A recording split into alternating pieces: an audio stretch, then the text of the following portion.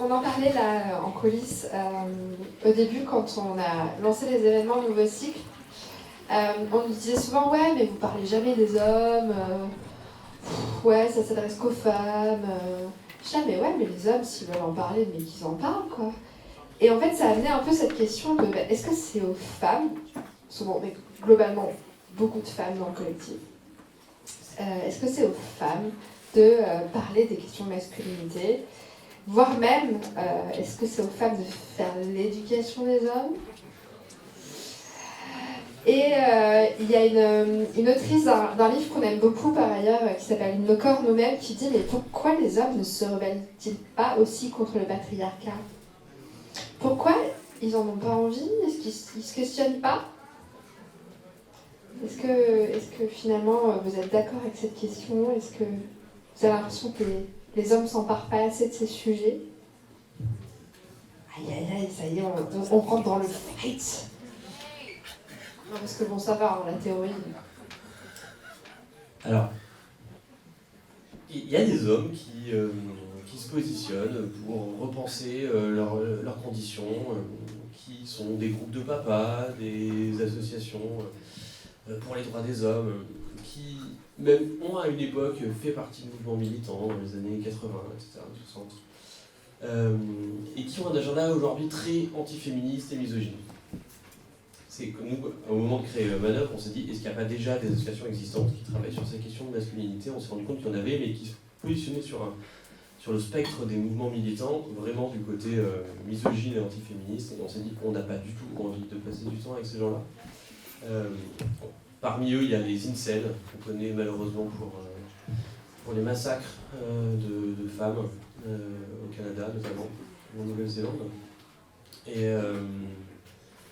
Et après, des hommes qui donc, ne sont pas dans cet agenda antiféministe, en effet, on n'a pas rencontré beaucoup. Et c'est pour ça que nous, on a créé cette association. Mais c'est une question qu'on s'est posée aussi. Pourquoi les hommes ne se posent pas plus de questions? Pourquoi est-ce qu'ils ne remettent pas en cause leurs privilèges? Pourquoi est-ce qu'il y a autant de résistance dans les discours masculinistes ou même de manière générale dans la société? Pourquoi est-ce qu'il y a autant de postures défensives à la remise en cause de son propre statut, de sa propre condition, uniquement sur la question du genre, mais qu'on va retrouver dans d'autres thématiques militantes, sur la question de l'orientation, sur la question des mouvements antiracistes, des coloniaux, etc. Et j'ai pas forcément la réponse. En revanche, j'ai vu des patterns qui apparaissent, des schémas qui se répètent souvent. Dans les mouvements masculinistes, il y a beaucoup le sentiment d'un combat perdu au profit des femmes. Et du coup, que les hommes sont les grands perdants du mouvement féministe, parce qu'ils ont perdu leurs privilèges, mais qui ne sont pas conscientisés comme tels. Il y a un auteur qui s'appelle Francis Dupuy-Derry, qui a écrit un ouvrage qui s'appelle La crise de la masculinité, et qui étudie justement ces groupes masculinistes pour voir quels sont ces patterns qui apparaissent et pourquoi c'est si compliqué pour certaines personnes de remettre en cause leurs privilèges. Je ne me rappelle plus tous les détails de son œuvre, mais je crois qu'il y a notamment cette question de la perte qui sont des groupes qui sont très souvent hétérosexuels. La perte du privilège de disposer à volonté du corps des autres et du corps des femmes en l'occurrence, dans les dynamiques hétéros. Et du coup, la perte de ce privilège, c'est la perte de ce fameux, qu'on va souvent entendre par ce fameux adage de « aujourd'hui on ne peut plus draguer ». Et aujourd'hui on est plus libre de faire l'amour, enfin, de la séduction à la française, de faire la cour comme James Bond, en plaquant les gens contre les murs. Et du coup, c'est une vraie difficulté, je pense, pour un certain nombre d'hommes, de plus être capable de savoir quels sont les codes de la séduction sachant qu'ils ont grandi dans des référentiels où les codes qu'ils voyaient n'étaient pas construits sur le consentement, étaient construits sur l'imposition de leurs désirs, mais pas sur l'écoute du non-désir de la personne en face. Et je pense que c'est pour ces personnes difficile de se questionner et de remettre en cause toute leur histoire sentimentale et sexuelle et de reconnaître que remettre ça en cause dans ses comportements actuels ou chez les autres, c'est aussi se questionner sur la part de responsabilité qu'ils peuvent avoir dans leur vécu et le rôle qu'ils ont pu avoir dans leur manière d'interagir avec les autres, dans la lourdeur de leur jeu de séduction, dans l'intrusivité de leurs contacts non désirés. Et je ne sais plus exactement où je voulais en venir avec tout ça. Mais c'était quoi la question?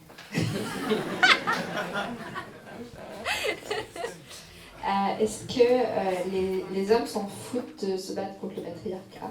Est-ce que finalement c'est aux femmes, encore une fois, de porter ce combat, ou est-ce que les hommes s'y intéressent? Est-ce que, par exemple, quand vous avez lancé Manœuvre, et tu peux peut-être expliquer ce que vous avez mis en place, vous avez trouvé un écho sur ce sujet, ou tu as trouvé que c'était difficile de fédérer autour de ce projet? J'ai reçu des accueils mitigés de la part d'hommes, charentais par exemple. Un accueil mitigé. J'allais faire une blague, mais mon micro s'est coupé. Not all charentais. Not all charentais et charentaises. Un accueil mitigé aussi dans le milieu queer, où il y a une pureté militante qui n'est pas toujours évidente, et où se poser la question de est-ce que des hommes qui se questionnent sur la masculinité sont les mieux placés pour avoir un regard extérieur et critique sur qui ils sont. C'était une question qui n'était pas évidente. Et bon, malgré tout, on a essayé, on a tenté, on a fait des erreurs, on s'est trompé, on a appris. Et ce qui est ressorti des cercles de parole, ce qui était assez intéressant, surtout au-delà des cercles, dans l'après, c'est que ça avait permis pour beaucoup de gens de débloquer la parole de l'intime dans des entre-soi masculins, entre-soi qui sont très souvent dans une performance de la virilité, avec plutôt une compétition de faire valoir, plus que vraiment une expression de vulnérabilité, de souffrance, de fragilité, de doute, etc. Et on s'est rendu compte qu'il y a beaucoup de gens qui arriver à créer ces espaces-là avec leurs amis d'enfance charentais, par exemple, ou avec leur père, avec les membres de leur famille, chose qu'ils n'avaient jamais, ne serait-ce que pensé à faire, parce qu'ils pensaient que c'était pas accessible, c'est pas des choses qui se font entre hommes. Et du coup, finalement, les conséquences de tout ça sont assez intéressantes sur petit à petit, en créant du dialogue, en ouvrant à certains espaces ou certaines thématiques qui ne sont jamais abordées, on se rend compte que c'est quelque chose qui se diffuse tout doucement, un peu dans l'ombre, mais qui avance. Alors j'hésitais à lancer le théâtre, mais j'attends encore un tout petit peu, encore un peu de patience. J'hésite sur le thème. Le stress, attention, encore un petit peu. Mathieu, comment tu vois ce combat, toi, sur le combat contre le patriarcat? Tu m'expliquais qu'en étant drague, quelque part, c'était ta manière de mener un certain combat politique. Oui, le combat contre le patriarcat, c'est pas quelque chose d'évident. Déjà, là où je voulais rebondir, c'est que il me semble que quand tu cherches à questionner les masculinités, ou la masculinité, t'es très vite, tu fais vite face à des humiliations, je pense, et du coup, il y a cette sorte de résistance qui va se faire par les autres hommes, par les autres personnes qui pensent savoir ce que c'est la masculinité, et qui du coup va invisibiliser le travail des personnes qui se bougent et qui malheureusement ne sont pas vues parce que voilà, elles sont peut-être pas assez nombreuses, elles sont peut-être invisibilisées ou minimisées. Et je pense que on a les réponses aussi quand on voit l'évolution du féminisme. C'est quelque chose qui a mis du temps à se mettre en place et qui met encore du temps à se mettre en place. Et voilà, en fait, tant qu'on n'a pas assez rabâché les choses, et tant qu'on n'a pas montré que on pouvait aller au-delà des clichés qu'on s'est posés, des limites qu'on s'est posées, tant qu'on ne s'est pas fait la preuve, on n'arrivera pas vraiment à passer cette espèce de résistance sociale qui est un peu abstraite et qu'on entretient tous et toutes, je pense. Et du coup, pour revenir au drag,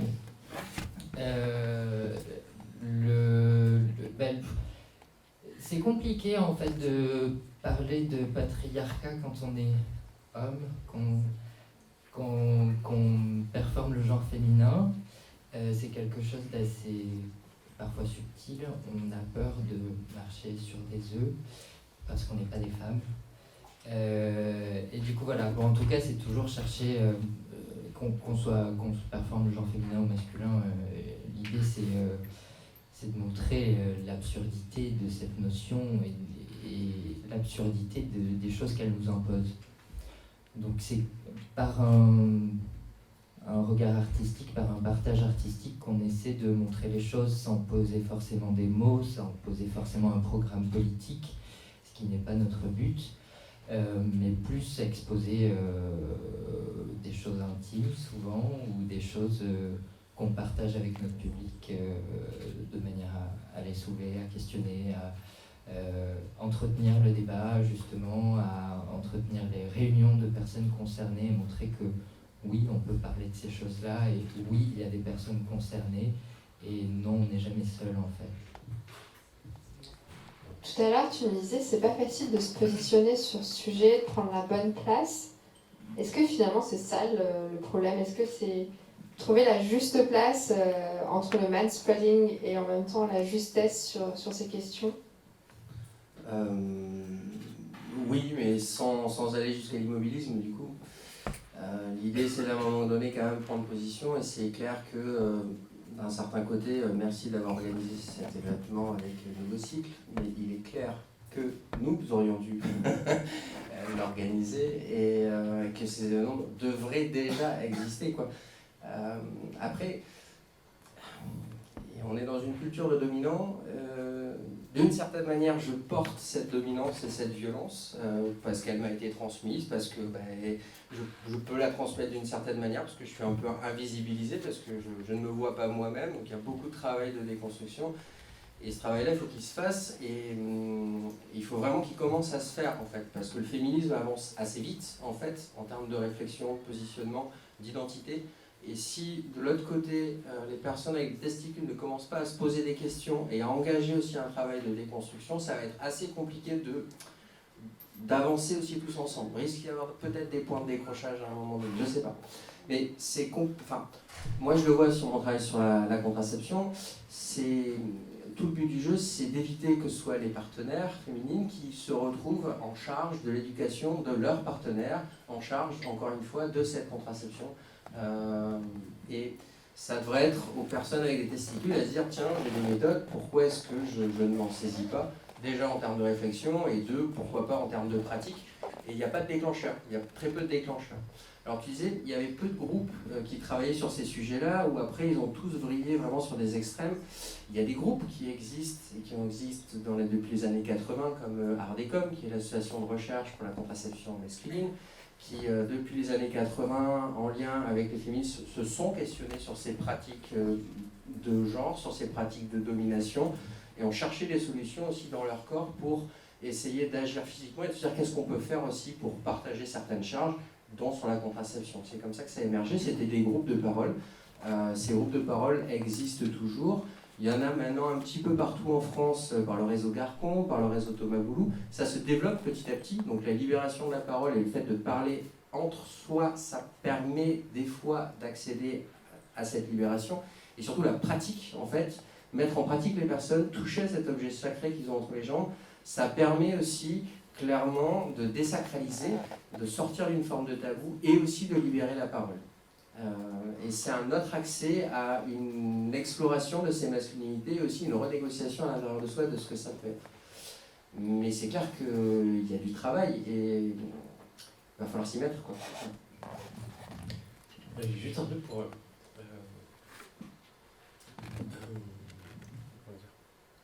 une petite statistique.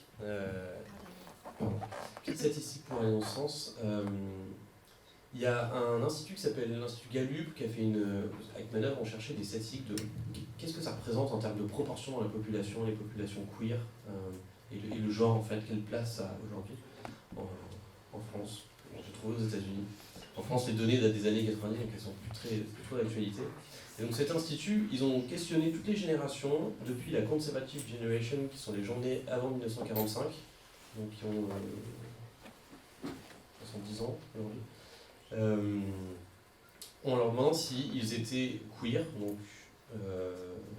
tout ce qui n'est pas hétérosexuel et cisgenre, ou hétérosexuel et cisgenre, ou ne se prononce pas. Sur la génération, la Conservative Generation, il y a 0,3% qui se définit comme queer, 91-92% qui se définit comme hétérosexuel et cisgenre, et 8% qui ne se prononce pas. Quand on monte dans les générations, la génération suivante, ça passe de 0,3 à 0,6, de 0,6 à 1, quelque chose. Quand on arrive à la génération des 15-25 ans aujourd'hui, aux États-Unis, on est à 16,7% de personnes queer.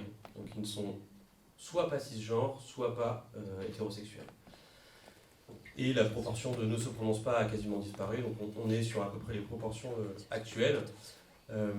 Par le passé, on avait constaté une évolution des chiffres comme ça, dès qu'on a arrêté d'interdire aux gauchers et aux gauchères le droit d'écrire de la main gauche. Et ça a plafonné à un certain moment, mais il y a eu une pique d'accélération. Donc la question est assez intéressante, c'est jusqu'où est-ce que la courbe va monter. Pour l'instant, je ne sais pas. Le fait est que 0,3%, c'est un épiphénomène à l'échelle d'une société, c'est vraiment un détail à la fois économique, politique, etc. 16,7%, c'est un enjeu de société à la fois médical, à la fois électoral, à la fois économique, et on voit que c'est une vraie question qui commence à être appropriée à la fois dans la mode, à la fois dans les enjeux politiques. C'est un sujet qui ne peut plus être négligé aujourd'hui. Moi j'ai grandi, quand je suis né, l'homosexualité faisait encore partie des maladies qui étaient décrites sur le DSM-2, je crois, qui est la bible des maladies mentales.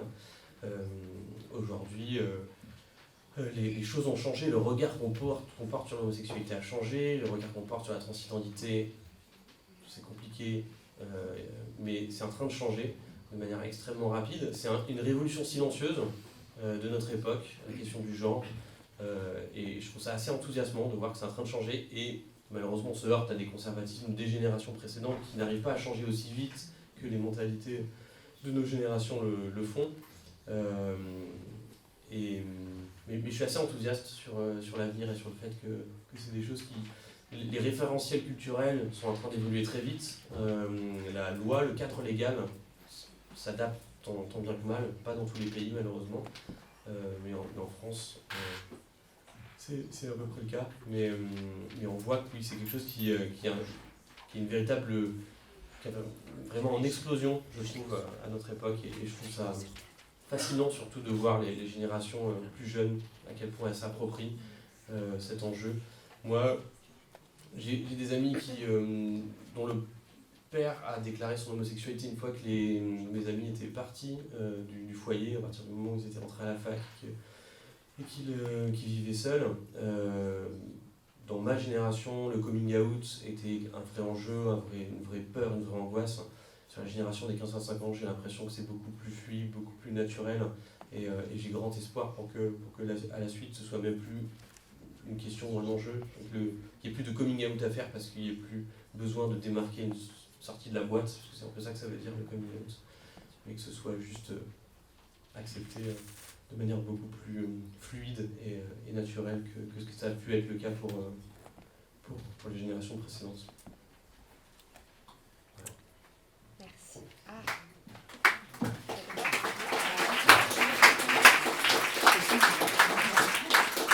Est-ce que ça marche? Oui. Alors, je vais proposer un petit thème à nos improvisateurs et improvisatrices. Aujourd'hui, à cause des féministes, on peut plus draguer.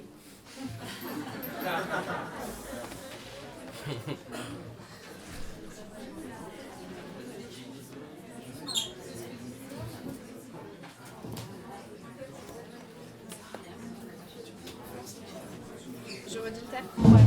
Attends. Gaëtan. Petite pause, faut que je redise le thème. J'ai ma caméra avec je vais aller dans le...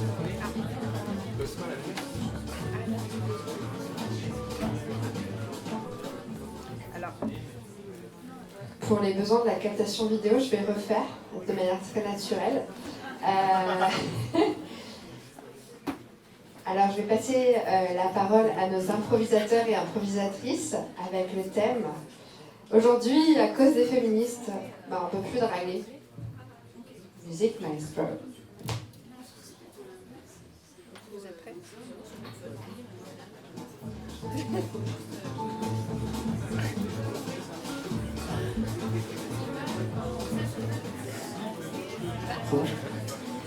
Ok, donc sur ce thème, on s'est mis d'accord, on va faire une relais. Relais, qu'est-ce que c'est? On a notre coéquipier ici qui va taper dans ses bâtons en cours d'improvisation et les acteurs devront échanger leurs rôles. Voilà, c'est la seule contrainte qu'on s'impose là-dessus.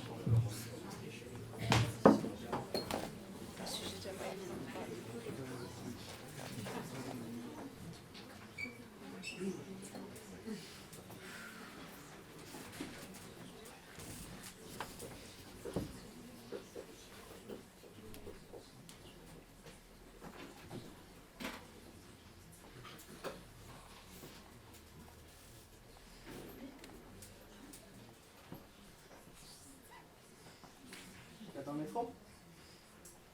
Oui.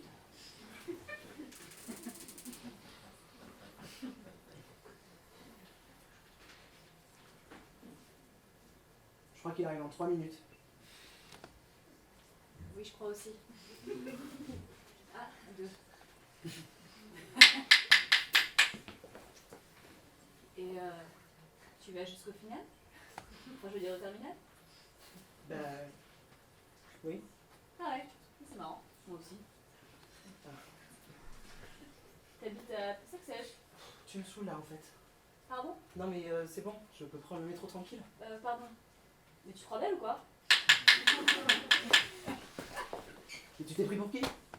Attends, je prends sur moi et tout, je t'accoste, et toi tu fais genre la meuf agressée, c'est bon. Bah déjà, c'est pas la peine de hurler. Mais je hurle pas, je te dis juste que t'es belle, tu pourrais juste prendre le compliment et on en reste là quoi. Excuse-moi, mais c'est un peu brutal quand même comme Bah non, façon. je t'excuse pas, non, c'est trop facile, tu vois. T'es là, avec ta petite jupe et tout, toute mignonne. Mais attends, mais qu'est-ce qu'elle a à voir dans tout ça ma jupe là? Tu me laisses tranquille? Bah, ok, je te laisse tranquille, ouais, mais te crois pas belle, tu vois. Putain, mais...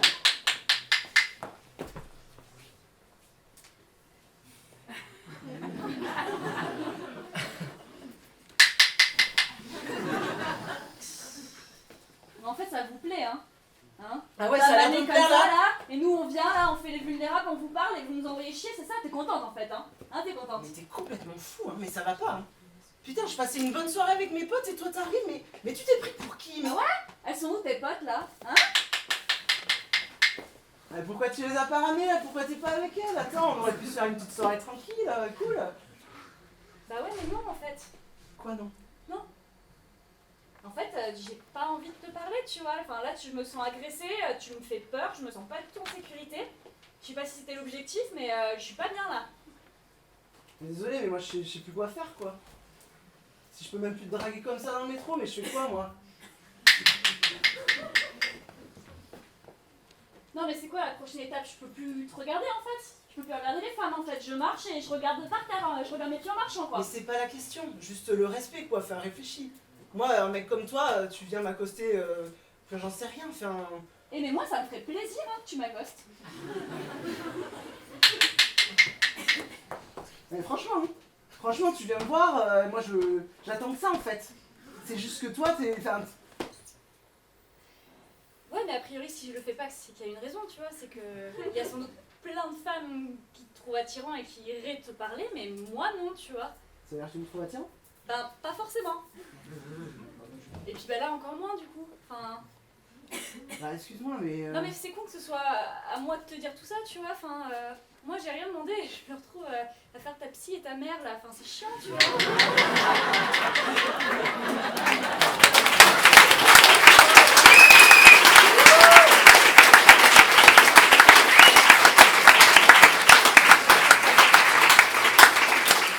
Est-ce que justement vous avez reconsidéré votre rapport à la séduction en vertu de votre conscience des genres, des rapports entre les genres? Bon, alors moi j'ai jamais été très doué, personnellement pour commencer.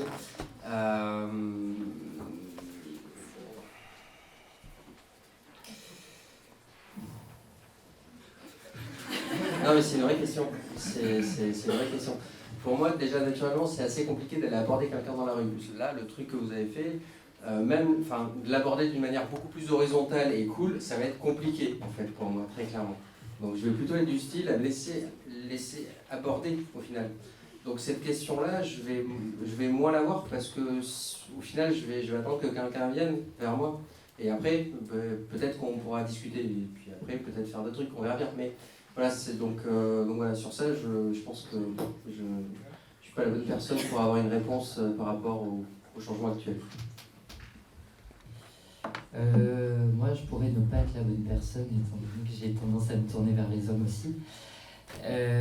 Mais mine de rien, j'ai quand même eu des périodes de questionnement où je me suis demandé si j'étais pas trop insistant, même avec des hommes. Donc même les hommes peuvent ressentir le fait d'être oppressés par un autre homme. Et donc oui, ça pose question dans tous les cas, je pense, et je pense que ça demande une vigilance. Par exemple, quand on boit de l'alcool, on a tendance à être un peu plus relou. Du coup, voilà, faire attention en fait à des contextes qui font qu'on pourrait être moins empathique ou moins alerte sur l'accord de consentement, même s'il n'est pas donné verbalement, en tout cas, essayer d'être un minimum empathique pour comprendre un accord. Alors, parce que ça fait jamais de mal de le rappeler, c'est quoi le consentement? Je pense que c'est bien. Le consentement, je vais essayer de ne pas dire de bêtises, mais le consentement, c'est le fait d'exprimer son accord. D'ailleurs, ça peut être dans une situation quelconque. Hein. Moi, je vois beaucoup le rapport au consentement parce que je travaille comme enquêteur. Et du coup, on demande aux personnes qu'on interroge leur consentement à répondre à nos questions, en fait. Et bon, ça c'est du légal, mais dans la vie de tous les jours, c'est pareil pour tout, en fait. Enfin, je vais pas faire la bise à quelqu'un que ça rend mal à l'aise de lui faire la bise, donc je vais lui poser la question, ou je vais pas le faire au tout départ. Ça peut être sur plein de choses, en fait. Mais en tout cas, voilà, éviter des malaises et toujours respecter la liberté d'autrui, en fait. Je pense que c'est ça le consentement.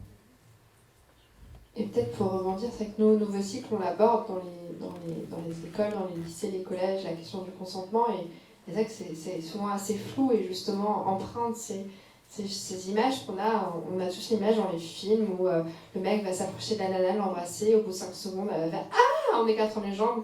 Enfin, c'est juste une représentation ultra faussée des rapports. Hein. Et ça reste la représentation majoritaire dans la représentation médiatique et culturelle. Donc je crois que c'est vraiment hyper important de rappeler qu'il y a une phrase, un adage qu'on dit « Qui ne dit mot consent ?» Bah non, en fait. Et un consentement éclairé est très important. Donc, enfin, je pense que ça fait jamais de mal de le rappeler. Est-ce que c'est une question, justement, le consentement et justement le rapport à la séduction qui revenait souvent ou qui est revenu souvent dans les cercles de parole que vous avez organisés avec Manœuvre? Et justement, comment se positionner les membres les personnes qui venaient échanger sur ces questions? Oui, non. Dans les cercles de parole, malheureusement, on est souvent entre personnes déjà sensibilisées aux questions du consentement. Ça a plutôt mis en avant le fait que c'était complexe, le consentement, et que les enjeux se situaient souvent dans les zones grises, qui sont celles... avec des inconnus, c'est peut-être plus simple, parce que le nom a moins d'enjeux, moins d'impact. C'est plutôt dans les espaces intimes avec son ou sa partenaire, avec des gens qu'on connaît depuis très longtemps, avec des amis qu'on fréquente et à qui on a l'habitude de taper sur l'épaule, de faire la bise, etc. Et moi, des récits que j'ai reçus, c'est plus souvent là-dedans que c'est compliqué d'interpréter. Parce qu'il y a le consentement, on parle souvent du consentement a priori ou a posteriori. A priori, c'est quand on demande avant. Et a posteriori, c'est quand on considère qu'il y a une espèce d'accord tacite qui fait qu'entre les deux personnes, mettons que Maxime soit un ami d'enfance et à chaque fois qu'on se voit, il me fait un petit bisou dans le cou. C'est une complicité qu'on a. Mais il va évidemment plus me demander, il va le faire spontanément.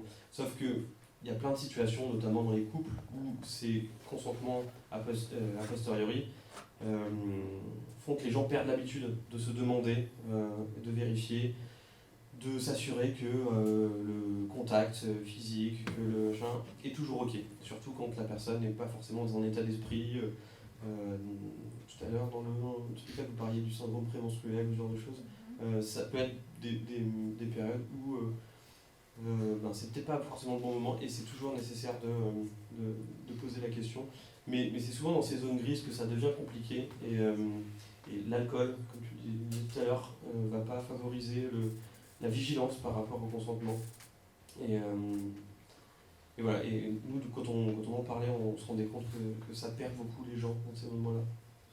Oui, c'est que la notion de viol conjugal est quand même ultra récente et pourtant hyper présente, et qu'on imagine le violeur comme le mec au coin de la rue qui va nous attraper et nous violer. Or, c'est dans 80% des cas quelqu'un qu'on connaît.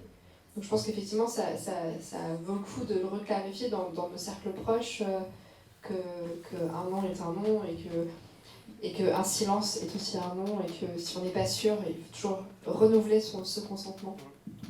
Et le consentement, il n'est pas que verbal, il est physique aussi, quoi. Une personne peut dire oui, mais si elle est prostrée sur elle-même, c'est peut-être qu'elle ne veut pas, en fait, mais qu'elle ne peut pas dire autre chose que oui.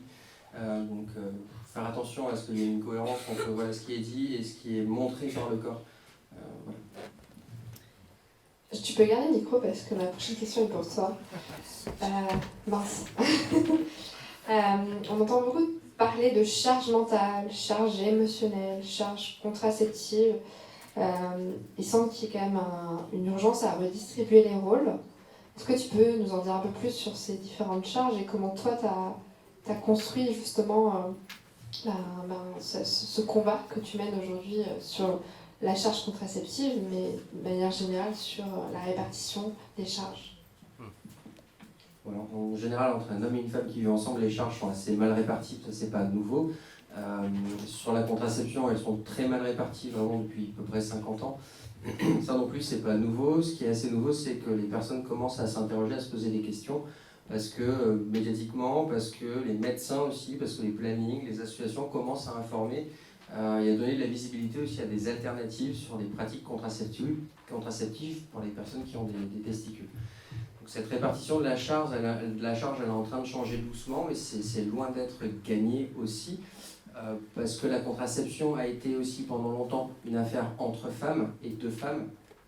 Et du coup, libérer la parole rien que dans le couple avec son partenaire, qui est un peu le premier niveau pour faire un point en termes de témoignages et de vécu sur les parcours contraceptifs, les vécus en termes d'IVG, d'IMG, de violences associées qui auraient pu être, en tant qu'homme ou en tant que femme, hein, parce que les deux ont un parcours qui peut être violent ou douloureux. Ça permet en fait de désamorcer un peu et de créer du dialogue et du coup de renégocier la charge contraceptive. Je t'arrête parce que l'autre jour on m'a posé la question de ce qu'était l'IVG, donc je vais te demander juste de clarifier IVG et IMG, juste pour qu'on s'assure que tout le monde comprenne notre discours. Alors IVG, c'est une interruption volontaire de grossesse qui se déroule plutôt sur les premiers mois, en fait, le tout premier mois de la gestation ou en première semaine. L'IMG, c'est un acte qui se réalise plutôt en fin de grossesse, donc c'est une interruption médicale de grossesse. Elle arrive plutôt dans des cas où au final la grossesse va mal se passer et peut entraîner ou engager, on va dire, le pronostic vital de la maman ou de l'enfant à venir. Et donc en général, voilà, il est proposé de pratiquer des interruptions médicalisées de grossesse qui arrivent tout en fin de grossesse. Merci de cette petite clarification. Je te laisse reprendre le flow. Désolée, du coup, je t'ai coupé, mais C'est j'ai à cœur que ce soit intelligible. Oui. Ouais.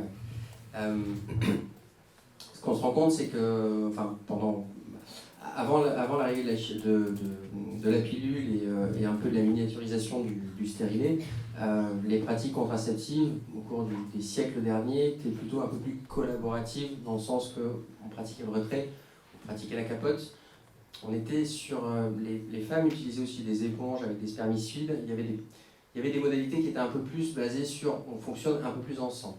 Sitôt qu'il y a eu justement un peu cette révolution sexuelle, cette émancipation, cette libération aussi et prise de pouvoir des femmes sur leur propre ventre, qui était une très bonne chose, ça c'est clair, il a été assez marquant de voir qu'au final, eh ben, ok, ça c'est fait, et le corps scientifique s'est posé des questions sur qu'est-ce qu'on pouvait faire pour les personnes avec testicules, et tout de suite ça a été dit non, on peut y toucher, c'est trop compliqué. C'est plus simple d'arrêter un ovocyte que d'arrêter des millions de spermatozoïdes produits chaque jour. Voilà.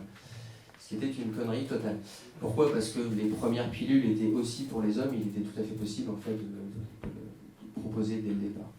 Et face à cette rupture qui dure maintenant depuis plusieurs décennies, donc plusieurs générations, et face aussi à cette réflexion qui est toujours l'arlésienne un peu de la contraception masculine, quand vous lisez des journaux classiques en général, oui, ça arrive dans 6 mois la contraception avec le Riseg ou autre. En fait, ça n'arrive jamais, et ça permet aux hommes de se conforter dans l'idée d'une certaine forme de domination et d'attentisme, en se disant ça arrive bientôt, on verra quand ça sera arrivé. Sauf que la blague, ça fait des dizaines d'années qu'elle dure. Donc il serait temps peut-être aussi de s'en rendre compte et de se dire que peut-être ce serait à nous aussi, en tant que personnes avec testicules, à repenser notre maîtrise de la fertilité, à voir dans quelle mesure on veut l'engager dans un parcours contraceptif avec nos partenaires. Ce que je suis en train de dire, c'est on ne bascule pas une contraception, c'est pas parce que les personnes avec des testicules qui sont en couple et les personnes avec des ovaires prennent en charge la contraception qu'elles viennent enlever quelque chose à leur partenaire. Ça peut être un choix partagé, chacun peut utiliser aussi ses modalités de maîtrise de la fertilité et les engager dans un parcours contraceptif. Et à terme, il vaudra toujours mieux avoir 2 contraceptions plutôt qu'une, en termes d'efficacité aussi. Et donc les enjeux actuels, c'est vraiment de informer, sensibiliser et rendre accessibles ces nouvelles méthodes qui ont automatiquement un impact en termes de déconstruction des masculinités, parce que c'est pas rien de se remonter les bouliches. Certaines personnes, la première fois, font même des malaises, c'est pour vous dire où on en est. C'est pas une majorité, hein, mais c'est... Malaise parce que ça fait mal ou c'est parce que c'est la peur, c'est l'appréhension? Disparition, peur en fait. Ouais, c'est l'appréhension. C'est l'appréhension, ouais. L'anxiété, c'est tellement ancré profondément que les apparats doivent être visibles et là. Et la peur de l'émasculation est tellement présente qu'une disparition, même infime de quelques secondes, peut être vécue comme un schisme psychique entraînant un malaise. On en est là aussi des archétypes masculins et de la profondeur de l'ancrage en fait de ce que c'est aussi ces dominances. Est-ce que vous êtes tous au clair sur ce que c'est la contraception testiculaire ou on fait une petite explication / démo?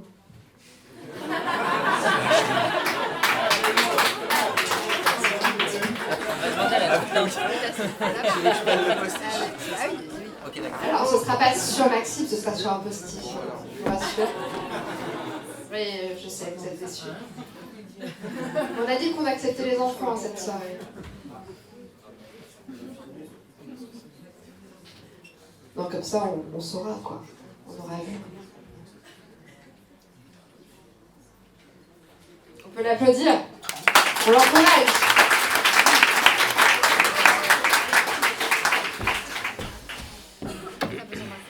Bon, alors avant de commencer à vous remontrer comment ça marche la thermique, il faut quand même rappeler 2-3 petites choses. Il existe des méthodes barrières, préservatifs, c'est les seuls qui sont efficaces contre les MST et les IST, ne vous y trompez pas.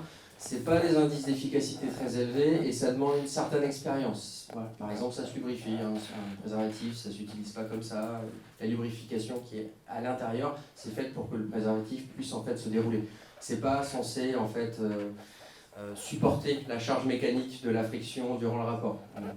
Donc il y a plein de petites astuces comme ça. Je vous invite à aller voir le roi de la capote qui est sur Paris ou l'appeler. Il fait des préservatifs quasiment sur mesure en fait, parce qu'il existe plein de gammes, parce qu'il existe plein de possibilités de verges, c'est quasiment infini. Donc à vous de trouver le bon outil aussi pour vous. Il Il existe la méthode du retrait, qui est plus ou moins collaborative, qui est super pas du tout efficace, je vous la déconseille totalement, ce n'est pas une méthode de contraception, même si elle est vendue comme telle, que les choses soient bien claires. Et de l'autre côté, pour les garçons, il existe la vasectomie, qui est vécue comme une castration, ce n'est pas une castration. C'est simplement couper les petits canaux déférents, c'est l'endroit où passent les spermatozoïdes pour passer du testicule à l'urètre et donc sortir au final du pénis. Voilà. C'est un truc qui est c'est totalement indolore, la vasectomie. C'est totalement méconnu en France parce que ça a été légalisé qu'en 2001. Avant, c'était considéré comme une mutilation, vous vous en rendez compte.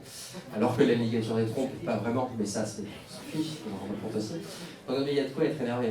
Voilà, alors toutes les méthodes hormonales, elles existent sur papier, elles sont arrivées quasiment en phase de commercialisation, sauf que comme les lobbies pharmaceutiques n'ont aucune envie de développer ça, vous vous en doutez, passer d'une contraception féminine à masculine dans un couple, ça ne rapporterait aucun bénéfice pour eux.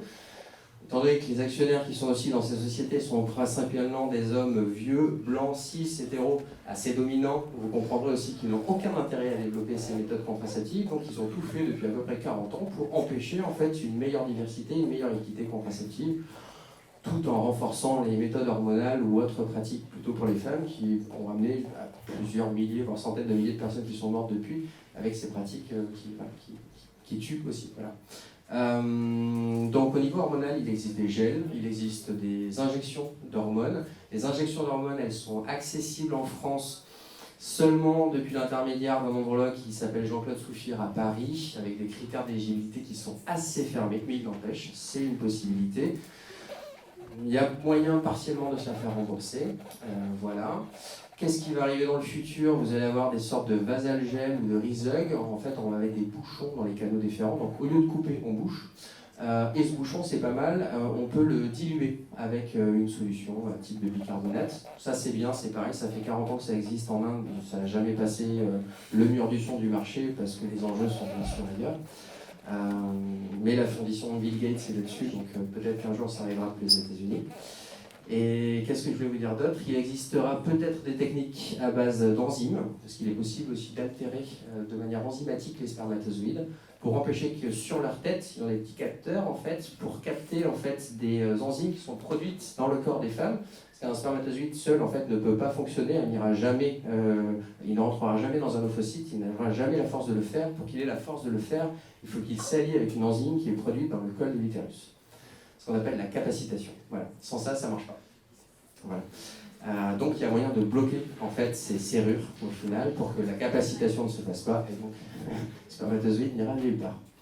Voilà, en gros, on a fait à peu près le tour. Il y aura des méthodes immunologiques aussi, mais ça, on n'est pas encore prêt, mais ça arrivera aussi, des méthodes comme ça, qui pourraient être prises au final, quel que soit le genre. Voilà. Donc je vais vous montrer la méthode hormonale. La pilule, à la base, effectivement, elle avait été réfléchie pour les hommes, mais elle inhibait le désir. Bon, ce qu'elle fait aussi pour les femmes, mais bon, c'était moins grave, quoi. Oui. Alors, c'est pire que ça. Ils ont repris des essais, ils ont fait des essais dans les années 90, et ces essais ont été, donc, c'était des gros essais sur des milliers de personnes, donc, qui ont été chapeautés par l'OMS. Il faut savoir que ces essais ont été arrêtés justement parce qu'il y a eu quelques effets secondaires qui ont été identifiés, comme de la prise de poids, de l'acné, légère modification d'humeur. Vous vous rendez compte, c'était inadmissible. Mais même les chercheurs, il y a un très bon reportage d'Arte qui s'appelle 60 ans après la pilule, où on en est, ils en parlent, ils ne savent même pas eux-mêmes pourquoi, au final, les essais ont été arrêtés de but en blanc, en fait, et n'ont jamais repris réellement. Voilà. Eh ben, on est parti pour la démo. Ok. Donc, il existe une super Bon, il y a un méthode. petit combat social, quoi. Mais... Non, je vais pas. Vous m'entendez? Non, parce qu'il faut que la caméra tombe. Donne-moi ça. Okay. On va bien. Alors, il existe une super méthode que Hippocrate ne connaissait pas, mais il connaissait déjà que le fait que la chaleur, en fait, vient freiner, voire endormir la production des spermatozoïdes. C'est vieux comme le monde. Il y a certains écureuils en Corée qui pratiquent déjà cette méthode. Volontairement ou involontairement, on ne sait pas trop, mais il n'empêche, les testicules sont à l'intérieur du corps, en dehors de la période de Ruth, et viennent s'externaliser au moment des périodes de Ruth. Donc voilà, c'est pas nouveau, hein, ça date depuis un petit moment. Ça a été repris en Asie aussi avec le principe du bain chauffant. Les Romains aussi l'utilisaient. Donc l'idée c'était de s'asseoir sur un siège percé avec de l'eau chaude dessous et de se tremper les testicules. Ce qui va être repris peut-être par Kozo si ça arrive à accéder au marché un jour. Mais voilà, donc c'est des choses qui étaient connues, qui étaient pratiquées. On savait que les saunas aussi inhibaient. Et donc ça a été étudié pendant on va dire, une centaine d'années. Il y a eu des études en disant mais comment est-ce qu'on peut augmenter la production de spermatozoïdes? C'était vraiment tourné comme ça l'idée. Et on se rendait compte, bien sûr, la chaleur en fait diminuait. Donc l'idée c'était de réchauffer de refroidir les testicules pour augmenter le potentiel de transmission et de filiation. Et la fin des études en général termine en disant tiens, il y aurait peut-être un potentiel contraceptif en utilisant la chaleur. Et c'est resté lettre morte pendant un moment, jusque dans les années 80, où justement le réseau Ordecom s'est repenché sur ces travaux-là, et de fil en aiguille, ils se sont dit tiens, si avec la chaleur du corps, au final, on pouvait stopper la production de spermatozoïdes. Et donc ils ont créé des outils, des suspensoires, pour pouvoir en fait maintenir les testicules au niveau du pubis, donc au niveau du triangle pubien, juste au-dessus de la racine de la verge. Il faut savoir qu'on a deux poches. On a une poche externe, où les testicules sont pour qu'elles soient à une température inférieure du corps, et une poche interne, où justement les testicules peuvent migrer et peuvent rester en utilisant des outils, parce que sinon ça va être compliqué, elles vont redescendre avec la gravité. Et la chaleur du corps permet, si les testicules sont exposés une quinzaine d'heures tous les jours, durant 3 mois, on arrive à stopper la production de spermatozoïdes, ou tout du moins arriver à ce fameux seuil contraceptif qui est de 1 million par millilitre. Ça demande de faire des spermogrammes réguliers, tous les 3 mois à peu près. C'est un port quotidien, donc ça demande de ritualiser le port de ces outils, de choisir l'outil aussi qu'on veut. C'est à peu près super soft comme méthode. Peut-être quelques irritations, mais je pense que ça va aller. Vous n'en mourrez pas en tout cas, ou vous n'aurez pas de risque de thromboembolique ou autre truc. C'est très efficace comme méthode, sachez-le aussi, et c'est ultra réversible. Donc ça veut dire qu'il faut faire super gaffe aussi dans la pratique. Voilà. Donc je vous montre comment ça marche. Super plus. Ouais, si je vais parler. Tu veux que je te tienne le micro? Allez, vas-y. Alors. Ceci, ça c'est un postiche. Avec Lucie Sauzé, qui est une designeuse en santé, et Pauline Simon, qui est une artiste chorégraphe, qui d'ailleurs présente une jolie pièce un peu partout en France et en Belgique, qui s'appelle La Grande Remontée, qui parle justement de... on a créé cet outil. Bon, ça nous a pris à peu près 1 an, c'était comment montrer en fait sans se dévoiler. Et comment avoir un objet pédagogique qui fasse rire dans un premier temps, mais qui permette aussi de comment dire, une personne avec des testicules qui touche cet objet, c'est un petit peu comme si elle se touchait elle-même. C'est un leurre sensoriel, très clairement. Donc les gens ne le savent pas, ils mettent ça, ils se touchent, sauf qu'on a accès directement au geste, mais sans aller dans l'intime. Et ça permet de voir au final comment les gens mettent leurs outils et de leur faire comprendre comment ça marche. Alors, ça, c'est un petit anneau en silicone, il est interdit à la vente, il s'appelle AndroSwitch. D'ici 3 à 4 ans, il aura une certification CE qui lui permettra de retourner à la vente. En attendant, un ami de la communauté qui s'appelle LSF a repris et s'est inspiré fortement de mon travail et propose des objets décoratifs qui ressemblent fortement à ça. Libre à vous de poser sur votre cheminée ou de détourner cet objet.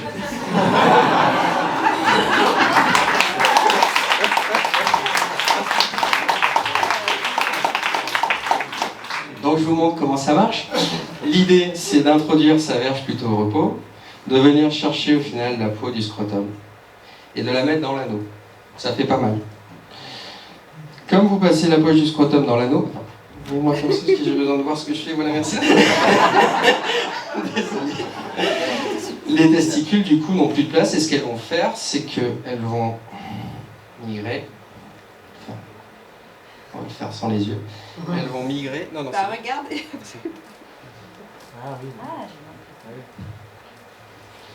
Vas-y. Bon. En gros, dans l'anneau, vous avez le scrotum vide, il n'y a plus rien, la verge. Et au-dessus, en fait, les testicules. L'anneau, en fait, ne vient que fermer les canaux inguinaux pour empêcher que les testicules, avec la gravité, naturellement, viendraient redescendre. Voilà. La remontée testiculaire, c'est un phénomène que les garçons peuvent vivre quand il n'y a pas de place entre les jambes, une combinaison trop petite, faire du vélo, un orgasme puissant, etc. Ça peut remonter les testicules. En général, c'est vécu comme un drame et une émasculation parce qu'il y a cette fameuse disparition du petit témoin, qui est le testis. Et donc ces anneaux permettent de maintenir les testicules à cet endroit, et à cet endroit, les testicules ne peuvent plus réguler leur température. Et donc elles se retrouvent à la température du corps, et là, au bout de 15 heures, et au bout de 3 mois, vous accouchez en fait de votre contraception. C'est aussi simple que ça. C'est un geste rituel, c'est une nouvelle habitude, ça fait pas spécialement mal, c'est accessible à peu près à tout le monde parce que les critères d'éligibilité sont quand même assez grands. Un médecin généraliste suffit pour vous accompagner. Vous sortirez de l'entretien avec normalement des prescriptions pour faire des spermogrammes. Vous pouvez faire des spermogrammes un peu partout en France. Oui, pardon, c'est bon, merci. Et voilà. Après, il existe, je voulais montrer ça. Après, je faisais petit là. Excuse-moi, pardon. Après, il existe des modèles aussi en textile. C'est des générations slip, c'est compliqué à montrer en fait en visuel, mais l'idée, ça date des années 80. Dans les années 80, ils portaient des slips, ok? Donc ils sont partis du slip, c'est logique, ils ont rajouté des élastiques et ça permettait de maintenir les testicules en position. Ça fonctionne. C'est ce qui se passe avec Roger Meussé au CHU de Toulouse, qui mène des expérimentations maintenant depuis bien 30 ans. La génération un peu plus récente, on va dire, et un peu plus modèle, on va dire sport, parce qu'elle est issue de la culture sportive, c'est le jockstrap. Si on enlève toujours un petit peu plus de textile, avec toujours un anneau et un triangle avec des élastiques pour maintenir les testicules en position haute. Les deux modèles que je vous ai montrés, vous pouvez vous les fabriquer vous-même en détournant des objets que vous pouvez trouver dans n'importe quelle mercerie et en téléchargeant des guides que vous pouvez trouver sur Internet. Ou en rejoignant des groupes type Ardecom, Thomas Boulou en Bretagne, ou Bercon à Toulouse. Voilà. Voilà,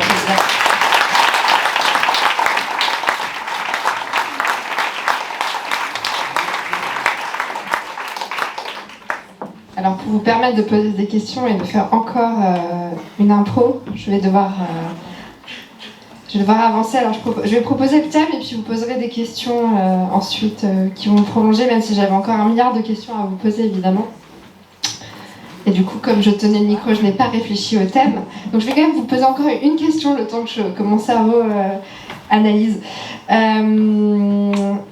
Moi, je trouve qu'il y a quand même encore une polarisation très forte.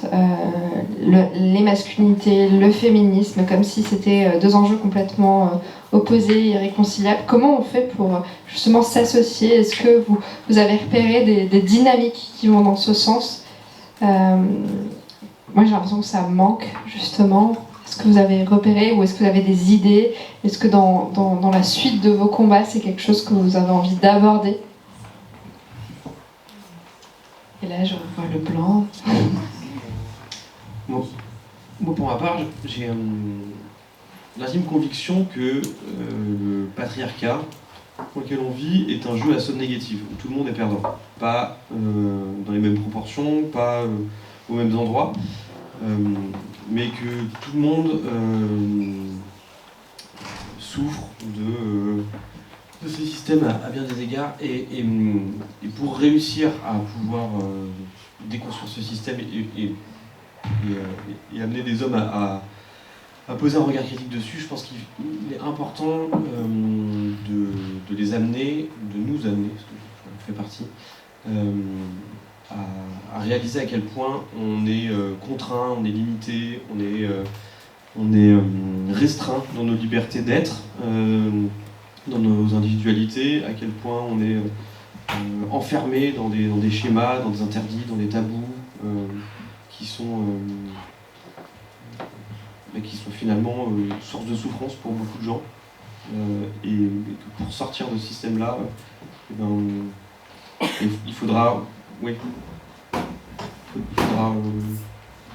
changer la manière dont on se pense en tant qu'homme, dont on pense les autres en tant qu'homme. Et c'est une phrase que je ne sais pas comment je terminerai. Ouais, ça me donne envie de réagir aussi. Je pense que ce qui est le plus important, c'est d'être en accord avec soi, arrêter de se construire par rapport à l'autre. Enfin, c'est important quand même, on n'oublie pas la liberté des autres, mais arrêter les modèles en fait. Je pense qu'à un moment, on est capable d'être un modèle pour soi-même. Et du coup, voilà, juste, je pense qu'il faut que chacun et chacune individuellement arrive à s'écouter et à arrêter. Et que les personnes qui pensent toujours tout savoir la ferment.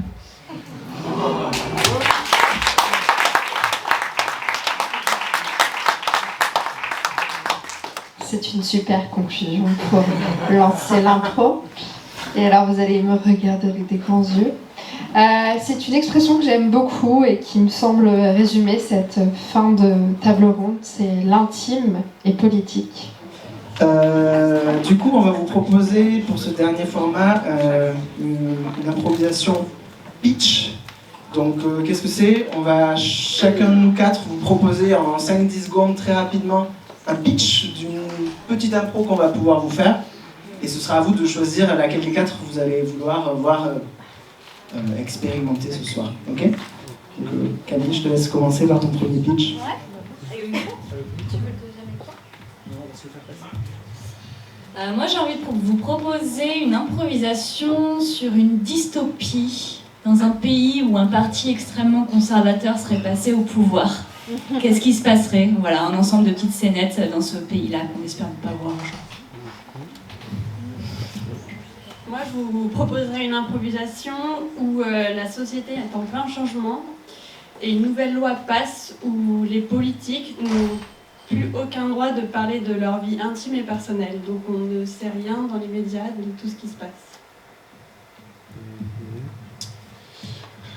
Quant à moi, je vais vous proposer une élection qui finit mal. Une élection à 50% exactement. Mais une cohabitation qui dérape. Et moi, du coup, vu qu'on en a fait mention plus tôt, j'aimerais explorer la vie intime des écureuils et leur impact sur la politique des hommes.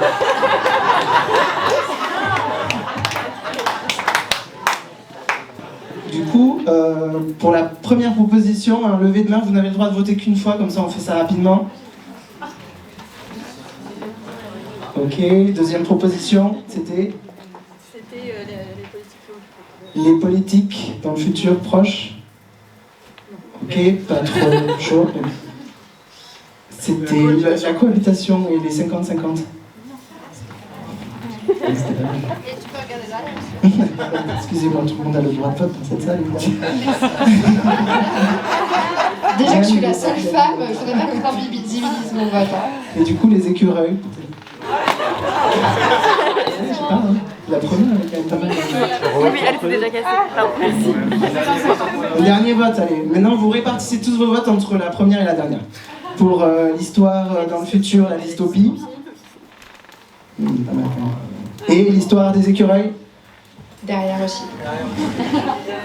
Ah, évidemment, la 50-50 quoi. Mais en fait, on va faire la 55.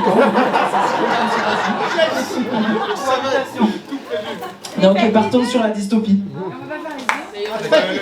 Avec des écureuils. Ok, ça marche. On va faire la dystopie.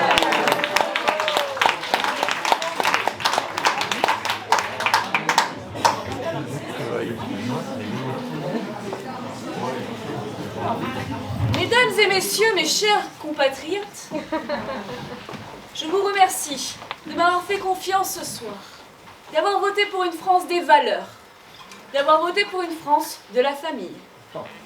Un papa, une maman, des enfants, un travail, une famille, une patrie. Nous allons redonner à ce pays les couleurs qu'il a perdues, un petit peu moins d'arc-en-ciel, peut-être un petit peu plus de bleu, blanc, rouge. Thierry, j'ai cassé les noisettes. Je les ai mis sur le lit. Comme ça, on peut s'accoupler sur le lit, sur les noisettes. Mais si jamais les gens la prenaient. Mais non, mais ils ne la prendront pas. En plus, je les ai rangés bien au fond. Comme ça, il n'y a plus de problème. Oh, ça m'excite. Arrête, non. Je lui ai demandé de partager le coût de la contraception, tu vois. Enfin, même pas lui, enfin, juste ma pilule, mais je lui ai dit que c'était mon problème. Il a dit ça. Bah ouais. Écoute, on a des leviers maintenant. Ah bon? Tu penses pas? On pourrait le forcer. Voilà. Tu prends la contraception et il prend les gosses. Ah ouais, c'est pas mal ça, je vais lui demander. Ouais. Mais chacun chez soi. Chacun chez soi. Ah, c'est pas mal ça. Ouais, C'est pas mal. Journal de 20h, bonsoir. On nous informe que les parcs débordent. Surtout, ne sortez plus de chez vous. En cas d'écureuil rentrant dans votre domicile, protégez-vous et surtout... Non! Sécurité! Bordel de...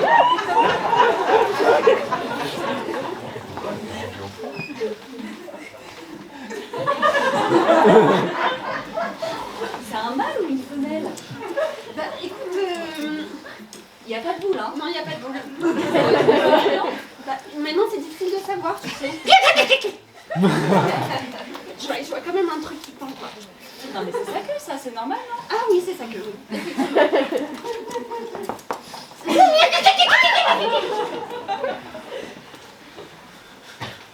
Journal de 20h. Les écureuils deviennent très entreprenants.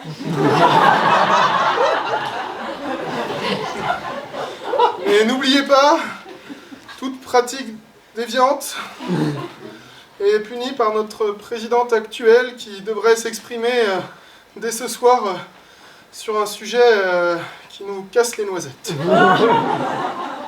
Mes chers compatriotes, l'heure est grave. Ils sont là, ils sont à nos portes et ils sont nombreux. Je vais imposer un confinement. Avec bien évidemment une tolérance pour la messe le dimanche matin. Et surtout pas de boogie-woogie. Ça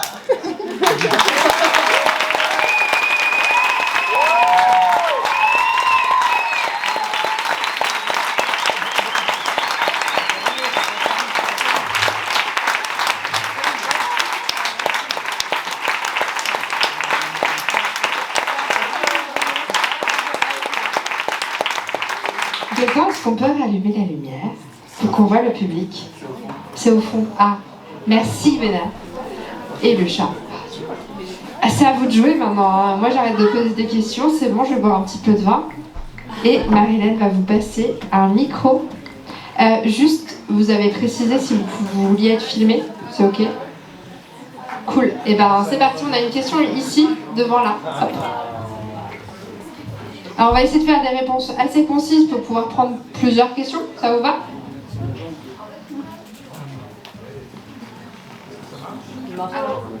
Gaëtan. Est-ce que ça marche? Ah, ça y est. J'ai mis beaucoup de temps à m'intéresser aux questions de genre et j'ai l'impression d'avoir eu la chance de ne pas avoir les plus grosses injonctions au niveau parental et d'avoir une navigation où je me suis construit à partir d'une identité, mais dans une société très genrée. Et du coup, je me suis beaucoup posé la question, mais pourquoi est-ce qu'on m'emmerde avec le genre? Est-ce que questionner mon genre, j'ai juste envie d'être moi, et ça me va très bien, sauf que je me suis rendu compte que ouais, j'avais quand même plein de trucs intériorisés et qui posaient soucis. Du coup, la place du genre, genre non-binarité, par rapport à la construction de l'identité simplement. Pourquoi se définir au travers d'un genre au lieu d'au travers d'une identité? C'est là qu'est ma question. Comment on se définit plutôt au travers d'une identité plutôt qu'un genre? Thomas. Alors, moi, je vais tenter une réponse. Pour ceux qui connaissent un peu les théoriciens et théoriciennes du genre, il y a une philosophe qui s'appelle Judith Butler qui a beaucoup écrit sur le genre et qui parle beaucoup de déconstruire le concept de genre et de sortir d'un système genré où tout le monde serait dégenré. Le genre ne serait plus un système qui stratifie les rapports sociaux. Le fait est que, même si c'est un futur souhaitable, on n'y est pas.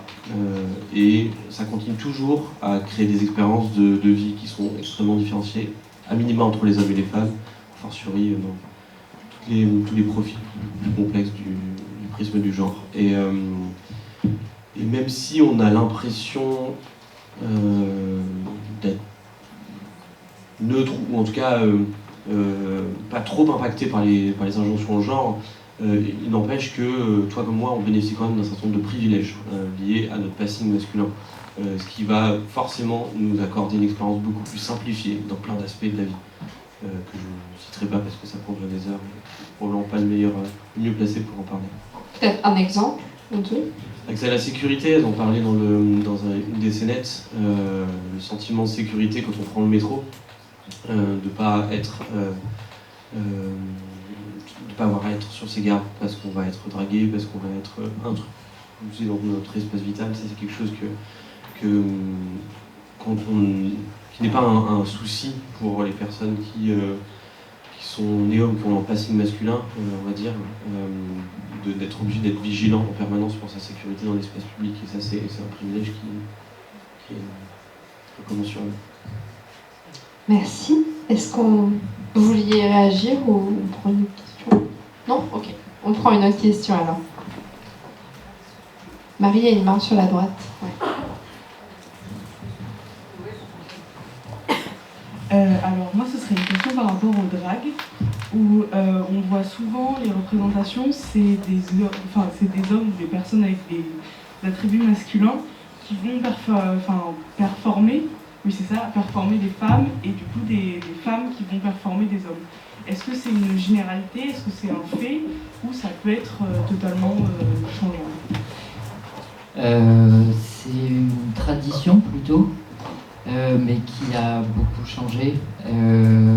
Aujourd'hui, dans Maison Éclose, donc moi je me définis drag queen. J'ai une sœur Vicky Lips qui se définit drag queen. J'ai une sœur qui se définit drag queer, donc quelque part entre les deux, ou en dehors. Et Tiny est une créature, donc c'est un artiste qui ne performe aucun genre en particulier. Mais qui va aller au-delà, qui va aller sur d'autres questionnements, qui vont toucher peut-être aux limites de l'humanité, de l'animalité, ce genre de choses. Enfin, voilà. Et en fait, chaque artiste drag va avoir sa façon d'exprimer un ou des genres. On a aussi Tiny, justement, qui est créature, a 3 filles. Dont le genre assigné à la naissance était femme et elles le sont aujourd'hui et elles font du drag queen. Donc voilà, c'est pas forcément une généralité, vraiment c'est un parcours qui est individuel, je pense. Et justement aujourd'hui on est tellement la question du genre est tellement précisée, tellement étayée que du coup ça permet aussi aux artistes qui sont concernés d'exprimer plein de genres différents et non binaires aussi. Merci. Une autre question?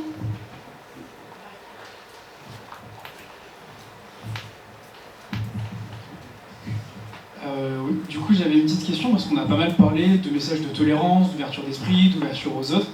Et du coup, j'aimerais bien savoir un peu comment l'aborder et le propager à des personnes plus réfractaires à ces idées-là. Parce qu'aujourd'hui, on est tous volontaires ici à venir, donc on a envie de s'instruire, mais il y a des personnes qui n'ont pas envie de le faire, et c'est ces personnes-là souvent qui posent problème dans ces thématiques. Et du coup, un peu comment vous avez fait pour libérer la parole là-dessus, dans des cercles de personnes pas trop susceptibles à s'ouvrir à ça. Et voilà, un peu vos idées là-dessus, et concrètement. Fais du drag.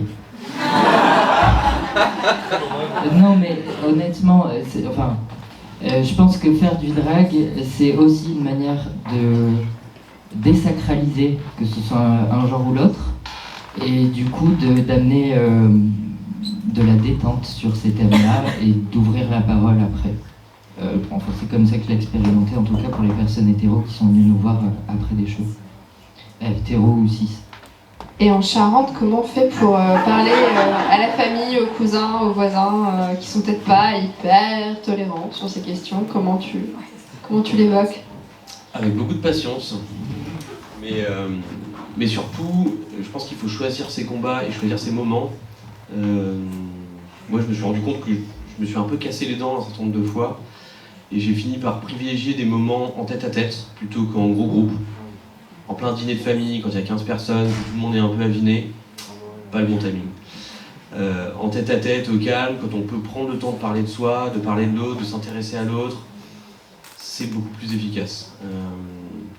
Dans les entre-soi masculins, il va très facilement y avoir la gêne ou ou la connivence autour de l'humour qui va revenir, qui va souvent limiter ou restreindre la capacité de vraiment parler de ces sujets-là. C'est pas trop adapté dès que le groupe est trop important. Au-delà de 3 personnes, j'ai l'impression que c'est quasiment toujours un échec. Ou alors beaucoup d'alliés ensemble, mais ça peut vite faire un peu tribunal et c'est pas non plus évident. Donc je pense que c'est vraiment difficile, il faut choisir les bons timings et le moment où la personne en face va être réceptive. J'aurais pas exactement de formule, mais s'intéresser à l'autre, trouver des points de douleur chez l'autre pour pouvoir les illustrer ou les utiliser comme illustration, parler aux femmes, écouter les femmes. Et moi, ça m'a beaucoup permis de pouvoir parler avec mes parents, de plus donner de place à ma mère et à son vécu de femme dans un univers professionnel masculin et misogyne, et que ça a été plus facile derrière de pouvoir aborder d'autres sujets qui touchaient aux masculinités en ayant parlé d'elles. Puis je rajouterais qu'au final, peut-être que proposer des outils à cette personne-là, type des podcasts, je pense à Papatriarcat, offrir un livre, une BD avec une rose à l'intérieur si vous voulez. Voilà, proposer des outils aussi pour que la personne, en fait, quand c'est son moment, puisse aussi s'y mettre vraiment et toute seule, dans son safe place, toute seule, et commencer à envisager aussi d'autres perspectives. Ça peut aussi être pas mal plutôt que de tenter aussi dans la relation de vouloir changer la personne, lui donner les outils pour qu'elle-même puisse changer avec le temps. Ça peut aussi être une bonne solution. Est-ce qu'on a... Ah oui, on a des mains qui se lèvent. Moi, ce serait juste pour ajouter qu'au niveau des podcasts sur des personnes qui vont pas forcément être dans le monde binaire ou des choses comme ça, il y a En toute transparence qui a été fait par une personne en service civique à Bordeaux qui va sur les sujets comme ça et qui interviewe des personnes directement concernées par le sujet, et que ça peut être intéressant s'il y a des gens qui sont intéressés. En toute transparence, c'est bien ça? Oui, c'est ça. Merci. Il y a une question devant, Marie-Hélène.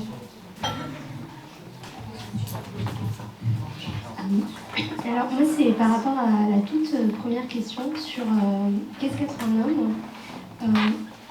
J'avais juste une présupposition et j'aimerais bien avoir votre avis là-dessus.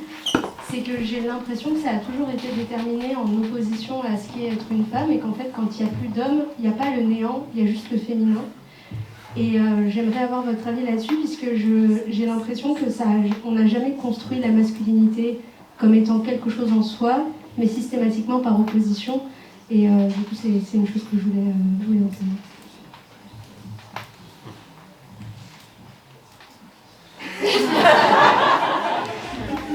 Alors, je précise qu'on avait sollicité pas mal de chercheurs, d'universitaires, etc., et que malheureusement, aucun n'était dispo. Donc, c'est quand même pas évident de répondre à des questions aussi précises. C'est OK si c'est compliqué aussi.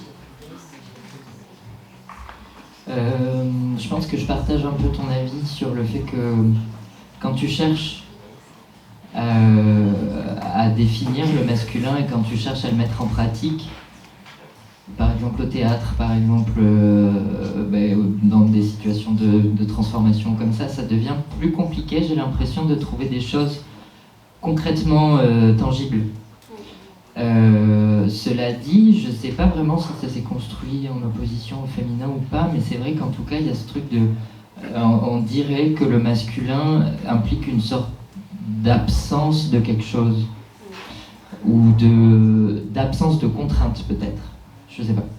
Mais je partage ton avis, il y a un truc comme ça où il y a une espèce de, pas de vide, mais de manque de définition, en tout cas, de manque de choses concrètes à poser dessus.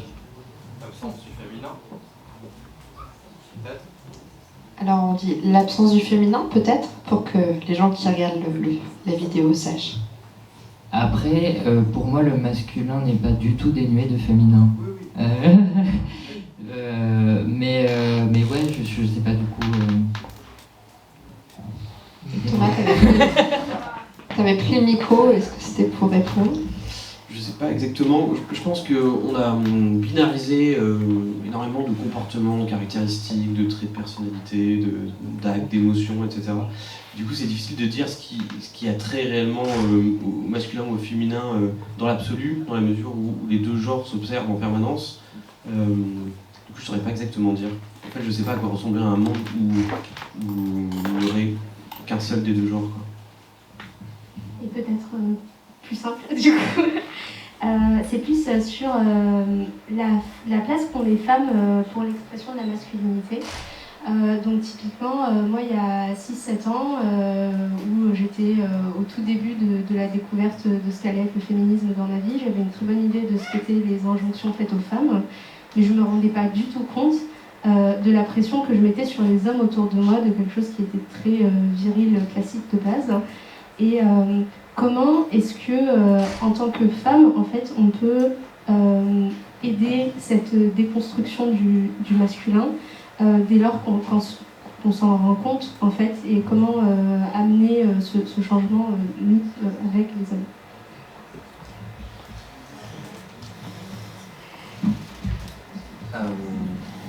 Je pense que du coup là pour le coup c'est aux hommes à le faire, mais aussi un peu seul en fait, vraiment. Enfin pour le moment, vous avez beaucoup donné. Enfin c'est bien.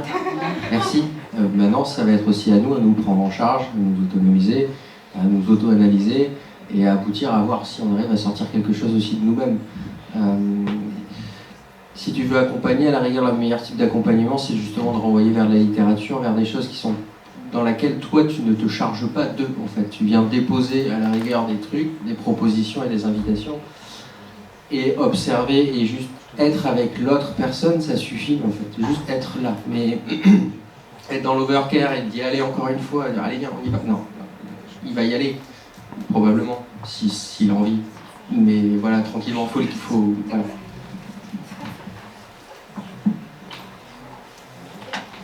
On peut peut-être prendre une dernière question. Peut-être s'il y a des gens qui n'ont pas encore posé de questions, juste qu'il y ait une juste répartition de la parole. Je suis désolée, hein, mais c'est comme on ne prend pas beaucoup de questions. Histoire que ça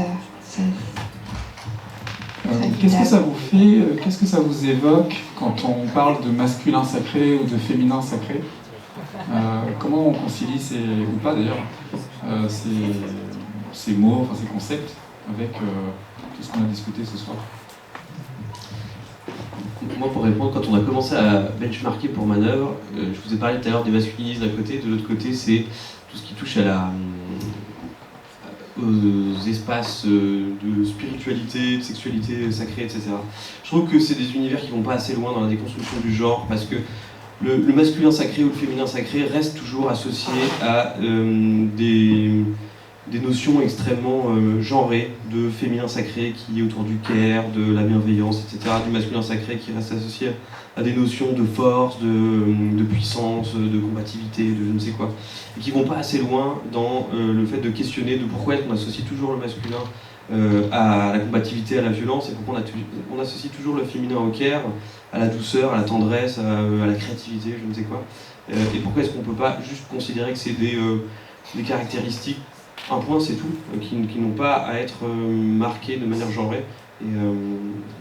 Enfin ça c'est mon point de vue, et je suis peut-être un peu dur là-dessus, mais j'aimerais bien voilà, qu'on n'aille pas trop sur ces créneaux-là, et souvent je reste assez réticent avec ces univers qui vont créer ces archétypes assez enfermants, qui vont rester sur cette binarité enfermante.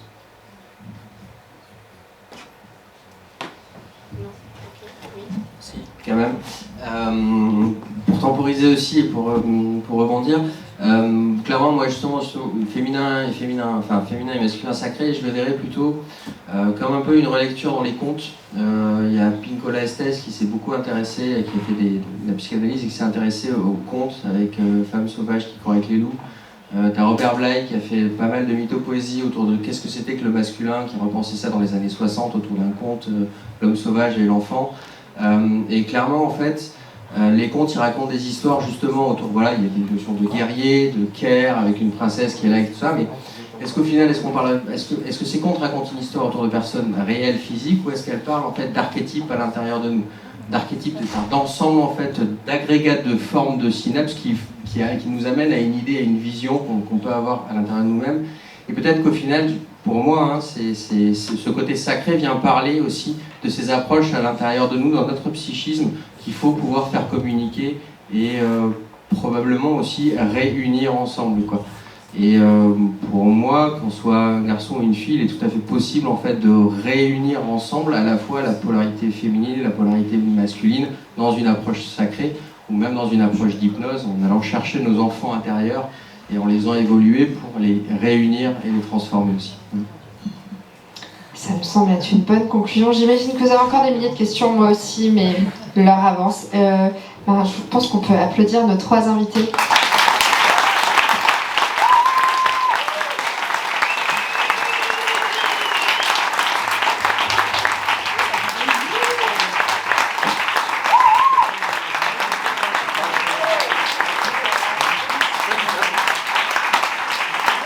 Et merci à Sarah aussi de nous avoir accompagnés.